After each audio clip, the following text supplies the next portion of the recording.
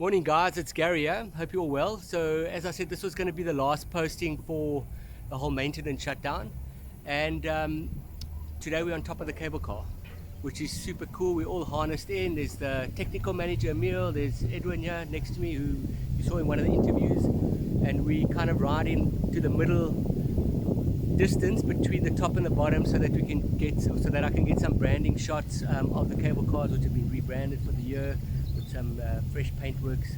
So pretty cool. You can see the city in the background. Not many people get to go on the top of the cable car, so it's a really fantastic part of the job. Obviously safety and security is all there, and it's absolutely an amazing, fantastic day with not a breath of wind and just kind of watching the sunrise as we go up. So I'm obviously going to be posting pictures from this, as well as TMAC World. All the images go to TMAC and they're going to use them as in however they see fit, for PR, for advertising.